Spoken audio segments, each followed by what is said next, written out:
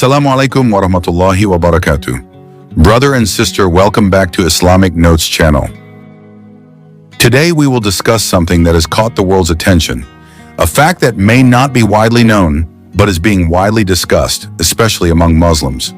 Before we get into the main discussion, don't forget to subscribe and turn on the notification bell so you don't miss the next interesting videos. Let's start the story. The stale air filled the long corridors of the prison, mixed with the smell of rusty iron, sweat, and stale food. The neon lights flickered faintly, adding to the gloomy atmosphere that had long been part of the lives of the inmates of this cell. Here, hundreds of individuals from various backgrounds were serving their sentences. Time seemed to continue endlessly. Michael lay on a narrow barred bed. His eyes stared blankly at the dull walls full of traces of time. The days went by with the same routine, waking up in the morning, eating lunch, and nightfall in the dark. He sat in the corner of his cell, his fingers restless. However, there was one thing that united them. The sound of the Quran could be heard faintly from the cell next door. Those who had never heard such a sound began to feel strange. Some ignored it, others felt moved. Michael and Kevin were silent, watching the atmosphere change late at night, accompanied by the sound of the first call to prayer for Ramadan emerging from the small prison chapel used by Muslims. The sound was not too loud, but enough to pierce Michael's heart as he lay on his bed. Something vibrated inside him. He closed his eyes, absorbing the sound. Allahu Akbar, Michael whispered softly, feeling a peace he had never felt before. Several other prisoners began to pay attention, falling silent and contemplating. Those who had previously been indifferent began to feel something different. Michael felt his heart filled with confusion. Could there be hope for him? One of the prison clerics, who often gave sermons, spoke softly. Even if someone has killed 99 people, if he truly repents and seeks a way back to Allah, then forgiveness is still possible, he said. Michael felt moved. Is there really such a story? He asked himself. After the sermon was over, several Muslim prisoners began to talk to each other. Some looked moved, while others pondered in silence. Michael, who was still standing where he was, felt something different inside him. I want to know more, he thought. Hesitantly, he walked toward a Muslim prisoner, Yusuf, who was often seen reading the Quran in the prison hallway. I want to know more about what you said earlier, Michael said in a slightly trembling voice. Yusuf smiled warmly. Sure, I'd love to share what I know, he replied. They began to talk more deeply about Islam, about hope, and about the chance to start over. As the days went by, more and more inmates became interested in Islam. Those who had previously been indifferent to religion were now fasting, learning about Islam, and experiencing a peace they had never known before. One evening after breaking their fast, Michael and Kevin sat with Yusuf and several other Muslim inmates in the prison's small prayer room. They talked at length about Islam. Kevin said, I've been thinking about this for a long time. Every time I hear the Quran being read, there's a sense of calm that comes over me. I want to be a part of this. I want to recite the Shahada, Michael said, his heart filled with new faith. They recited the Shahada together, feeling a deep peace. The days of Ramadan that had once felt lonely had now turned into moments full of blessings.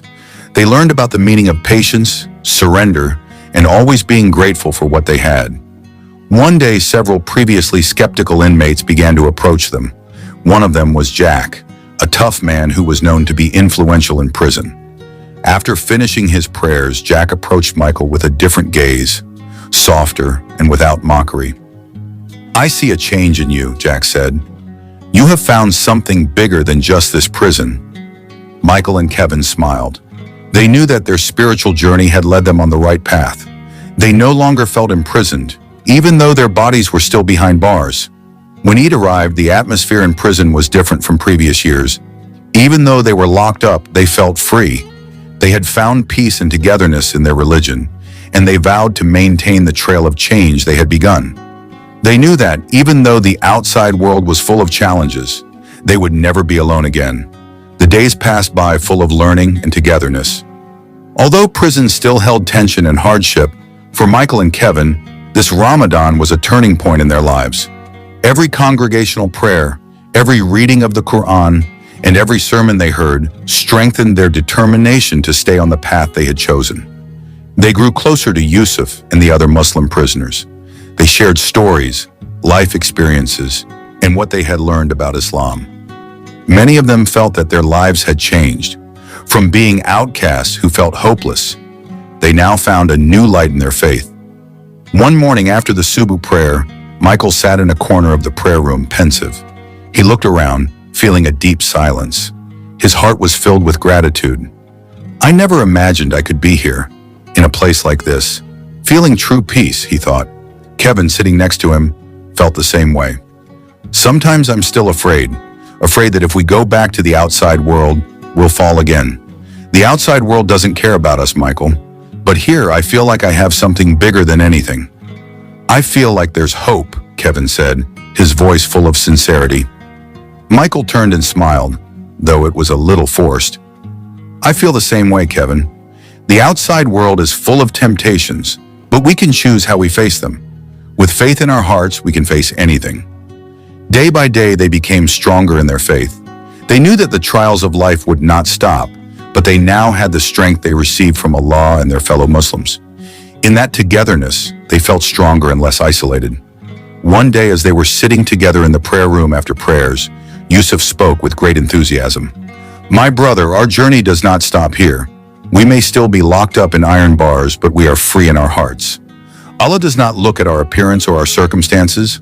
Allah looks at our hearts, and we must continue to strive to keep our hearts clean, patient, and trusting in Him." Yusuf's words resonated in Michael and Kevin's hearts. They began to realize that even though they were still in prison, they were free in a different way. They had a spiritual freedom that could not be limited by anything. The Eid al-Fitr they celebrated together was approaching. They prepared themselves to celebrate the day of victory with enthusiasm and gratitude. In the midst of their limitations, they found true happiness, a happiness that did not depend on the outside world, but on their relationship with God and with each other. When Eid al-Fitr arrived, even though the prison remained the same, there was something different in the air. They gathered in the prayer room for congregational Eid prayers, a moment filled with warmth and togetherness. After the prayers, they sat together, talking about life, faith, and hope.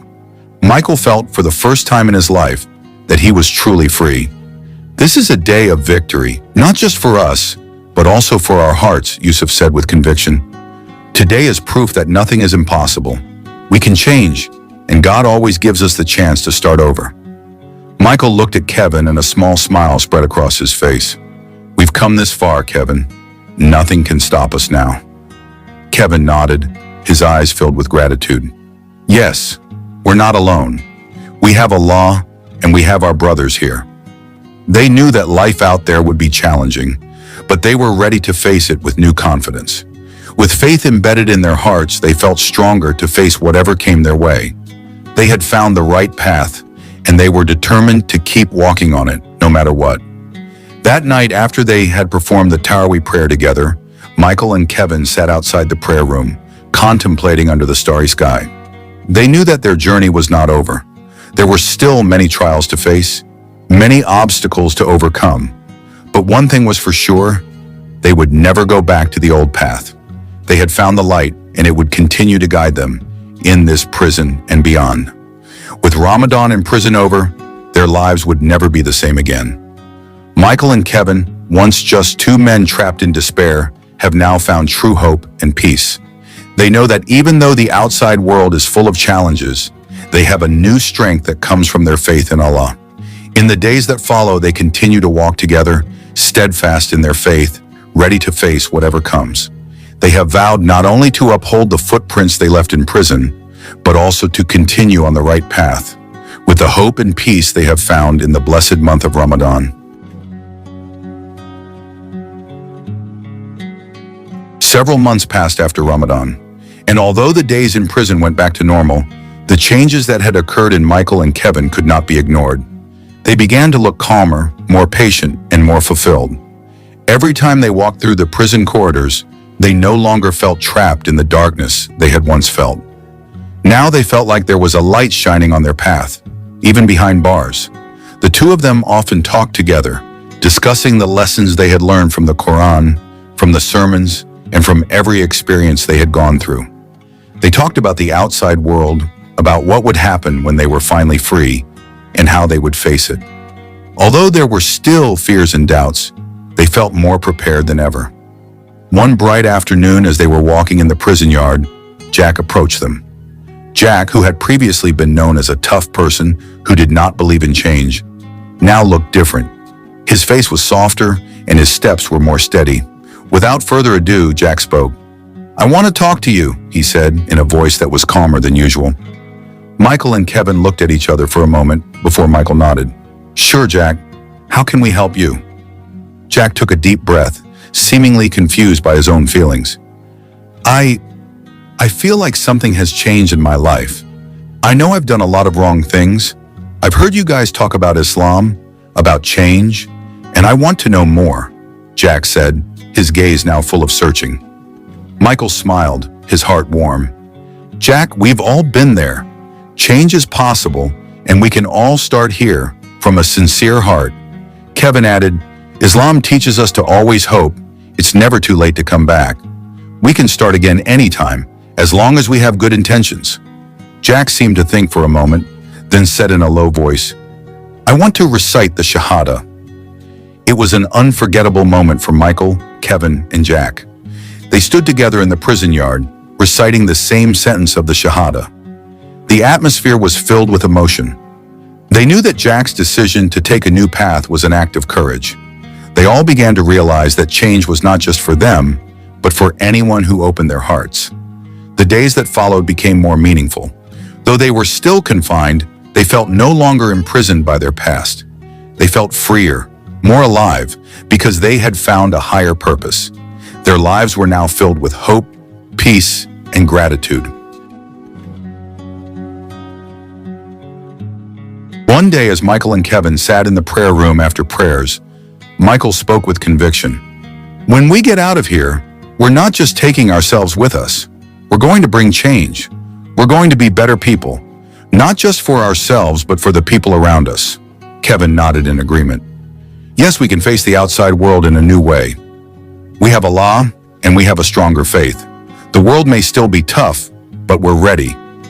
They both knew that life after prison would be full of challenges, but they also knew that they were no longer alone.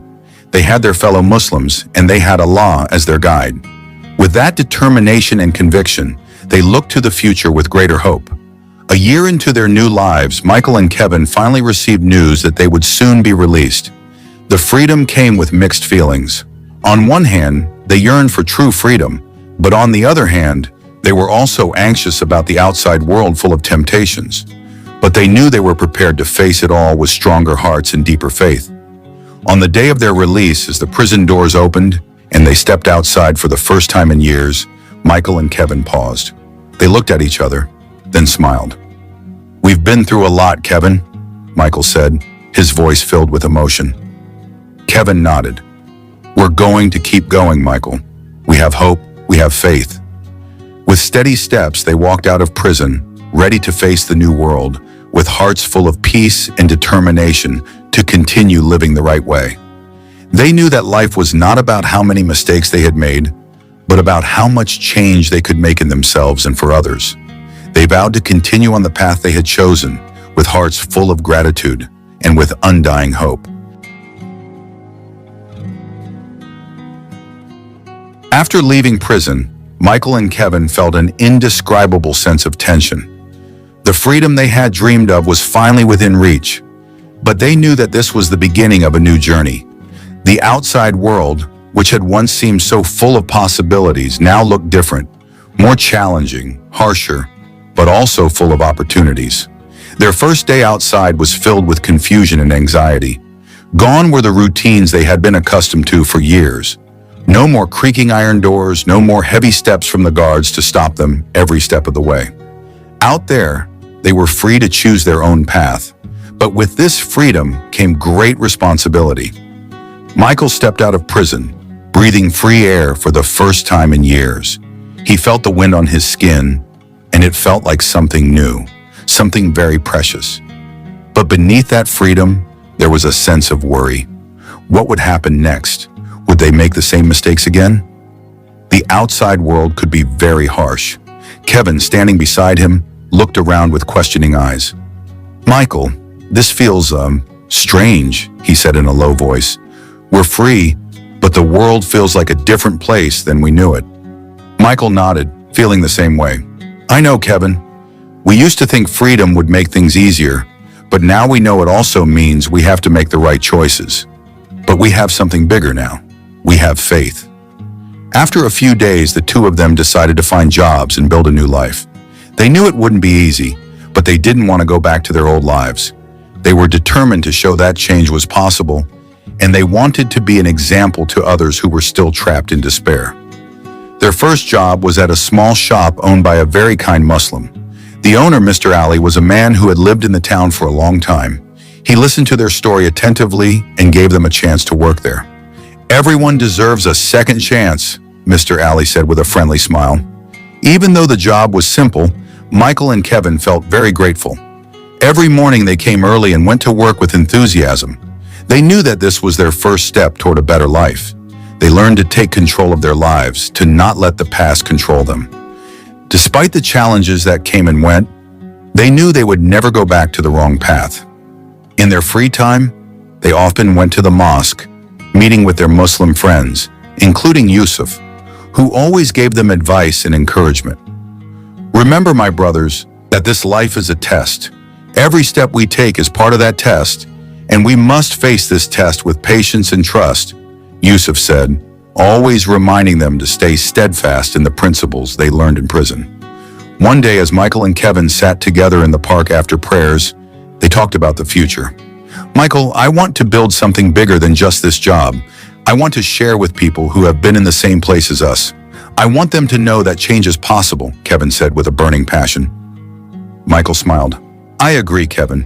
We can help people who feel trapped, who feel like there is no way out. We can show them that there is always hope." Days passed, and although they were not completely free from the past, Michael and Kevin felt stronger.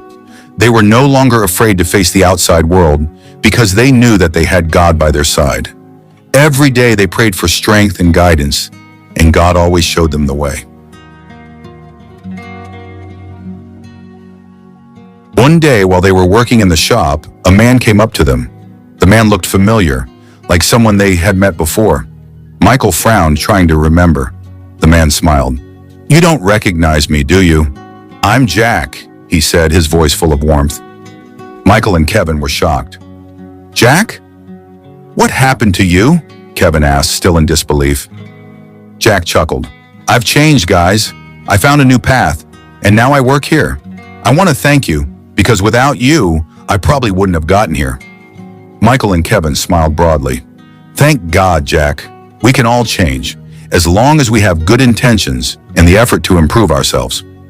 The three of them sat together, talking about their life journeys and their hopes for the future. Michael and Kevin felt proud to see Jack in a better place, because it also meant that they had succeeded in helping one more person find the right path. Over time, Michael and Kevin began to expand their reach. They started a small institution that helped ex-convicts start new lives, providing skills training, spiritual support, and employment opportunities. They knew that many people felt trapped, and they wanted to give them a chance to change, just as they had. As they journeyed, they realized that their lives had changed not just because of the freedom they had gained, but because they had found a greater purpose. They were no longer just two people trapped in a physical prison, but they were free in their souls and hearts. That day, as they sat in the small room they had created as a hub, Michael looked at Kevin and said, "We've come a long way, Kevin. But the journey isn't over. There are so many people out there who need to hear that change is possible. And we're going to keep going together." Kevin nodded, confident. "We're going to keep going, Michael. With God in our hearts, we'll never be lost again." With their long journey in prison over and their new lives built on the outside, Michael and Kevin had found the true meaning of freedom. Freedom not just from physical prison, but freedom from the shackles of the past and freedom to choose a better path in life. Now they are not only examples for themselves, but also for the many people they help. Several years after opening their center, Michael and Kevin felt their lives had become more meaningful. The center they founded not only helped ex-convicts, but also became a place for anyone who needed support and direction in life. They focused on providing skills training, educational classes, and especially spiritual guidance for those who felt trapped in the darkness of the past. One morning, Michael and Kevin sat in the small room of their center, which was now bustling with activity. Many people came to learn and share experiences. Suddenly, the door opened and a strange man walked in. His face was full of exhaustion and anxiety. Michael and Kevin looked at him intently. The man approached and said, I heard about this place from a friend of mine. I just got out of prison and I feel lost, not knowing where to start. Michael smiled gently. Welcome. We're here to help, and you're not alone. We've all been there. Kevin added, we know what it's like to feel trapped and not know where to start. Here, we'll walk with you, provide support, and teach you skills that will help you start a new life. The man nodded slowly, seemingly relieved. Thank you. I feel hopeful after hearing you talk. Michael and Kevin knew that this man's journey was just beginning, just as it had been for them. They remembered what it was like when they first stepped out of prison, confused but also filled with hope and determination to change. They knew they had to provide more than just training or a job. They had to provide something deeper, confidence and a belief that change was possible. Over the next few months, their organization grew. They began to receive support from various parties, both from the Muslim community and from social organizations concerned with changing the lives of ex-offenders. Each month, they held mentoring programs and coaching classes that helped many men find their way back into society. But even though they had achieved so much, challenges remained. The outside world was not always friendly, and there were times when doubts could creep back in. Michael, in a conversation with Kevin, said, "Sometimes I feel tired, Kevin. It seems like a lot of people still can't accept us or even understand the changes we're going through." Kevin looked at his friend with understanding. "I know, Michael. But we can't stop just because the world out there doesn't accept us right away. The change is not for them, but for us. And more than that, for the people we help." They both knew that hardship was part of the journey. They would never change the world overnight, but they believed that the small steps they took could make a big difference in the lives of the people they helped. They also learned to be more patient, to take their time, and to keep trying even when the going was tough. One evening, after a sharing event at their institution, Yusuf came to see Michael and Kevin. He was smiling broadly, looking older but calmer. "My brothers," he said in a soft voice, "I want to tell you that you have made a big difference. Look at all the people here. They are all inspired by your journey, not only ex-convicts, but also people who previously felt like their lives had no direction." Michael looked at Yusuf with gratitude. "We couldn't have done this without you, Yusuf. You are our teacher." Yusuf smiled. "The job of a teacher is to help his students find their own way. You have found your way, and now you are helping others find theirs too." Yusuf's words touched Michael and Kevin's hearts. They knew that their journey was not over. There were more people out there who needed help, and they were both determined to continue to give their best. However, they also realized something very important. True change is not just about helping others, but also about taking care of yourself. Michael and Kevin had learned to maintain their faith, to remain patient and submissive, and to always be grateful for what they had achieved. They knew that life is an ongoing process, and that God always gives us opportunities to improve ourselves. Days passed and their institution continued to grow. Michael and Kevin became known as inspiring figures, not only among ex-convicts, but also in their community. They became living examples that change is possible, even in the midst of life's difficulties and challenges. One day, the two of them stood in front of a new building that they had purchased with the help of donations from various parties. The building would house their organization in a larger space, with more space and better facilities. Michael looked at the new building, then turned to Kevin. "We've come a long way, Kevin. We were just two guys in a prison, feeling like there was no way out. But now we can help a lot of people find their way. I don't know if we'll ever finish this journey, but I do know one thing. We're going to keep going." Kevin nodded. "That's right, Michael. it's never too late to change. We can keep making this world a better place, one small step at a time. With determination growing stronger, they moved forward together, ready to face the challenges of life ahead.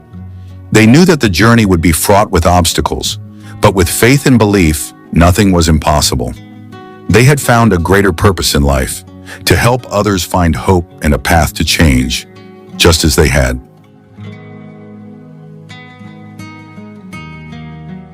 Over time, the institution founded by Michael and Kevin gained more attention. They began to work with various organizations, both domestic and international, to develop more programs that could help people who wanted to start a new life. Job skills training, counseling, and spiritual guidance programs were at the heart of their institution, but there was one program they introduced that was different from the others: the Hope Program. This program was designed to help people who had just been released from prison or those who felt like their lives were stuck in a bad rut. They were not only taught practical skills, but they were also given the opportunity to write about their life experiences. Michael and Kevin believed that writing was a way to heal emotional wounds, and they gave them a space to tell their life stories without fear of being judged. One afternoon, Michael received a letter from someone who had just completed the Hope Program. The letter came from a man named Andy, who had just been released from prison after serving time for being involved in a crime. Andy wrote about feeling trapped in a life full of mistakes and regrets, but also about how the program gave him hope for change.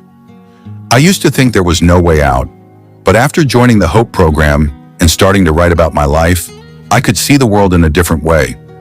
I not only wanted to change myself, but also help others out there. Thank you for giving me a chance to start over," Andy wrote. Michael read the letter with emotion. "Look, Kevin, we really helped them find their way," Michael said as he showed the letter to his friend. "This is more than we imagined." Kevin smiled, but his eyes were a little teary. "This is why we do it. For those who still feel there is no hope. We may be just two people, but we can give something big to them."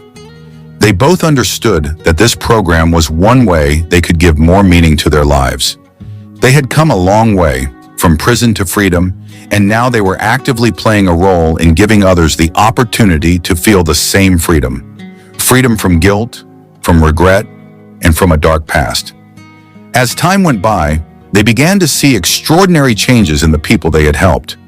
Many of those who initially felt they had no future are now starting to work with hope and enthusiasm. Some have even returned to education, taking courses or continuing their studies to improve their lives. However, even though everything seems to be going well, there is one thing that never stops bothering Michael and Kevin. Are they really free from their past? Have they ever truly forgotten the mistakes they have made? Have they atoned for their sins enough? Every time they see someone who has just been released from prison, they are reminded of how hard it was to fight to regain the trust of society. Sometimes the fear of falling again haunts them, but they always remember the message they once heard from Yusuf. The spiritual journey never ends, my friends. We will never be perfect, but we must keep trying. On a particular evening, after finishing their sermon and talking with some of their program alumni, Michael and Kevin sat in their small room, now filled with new chairs and several bookshelves. They looked at each other, as if they understood each other without needing many words. "I still feel uncertain, Kevin," Michael said finally, breaking the silence. "Even though we've helped so many people, even though we have this institution, I sometimes feel like there's a part of me that's not really free." Kevin nodded. "I feel that too, Michael. Sometimes I feel like our past continues to haunt us, but I think that's part of our journey. We have to accept that we will never be completely free from our past, but we can choose how we live today and tomorrow." Michael looked at Kevin seriously. "You're right. We can't change the past, but we can change the days to come. We've chosen the right path, Kevin, a better path." Silence enveloped them for a moment, both of them contemplating deeply about their long journey. They had accomplished so much, but they knew that the struggle to improve would never end. The next morning, the two of them decided to continue their commitment to helping more people. They held more programs in different locations, working with other organizations that shared their goals. They developed new skills classes, such as computer courses and entrepreneurship training, to provide more opportunities for people who wanted to change their lives. They also introduced a young mentoring program, which invited former inmates to mentor those who had just been released from prison. The program had a huge impact as the mentors shared their real stories, gave advice from their own experiences, and helped the participants find ways to survive outside of prison. As each day passed, their lives became more peaceful, despite the challenges. But they knew that they had brothers and sisters around them who supported them. Not only fellow ex-inmates, but also a society that was beginning to accept them. That togetherness and gratitude kept them going, living their lives with hope. And in every prayer, Michael and Kevin are always grateful for the second chance that God has given them. They know that the path they are on is not always easy, but they have found peace in their hearts, and that is true freedom.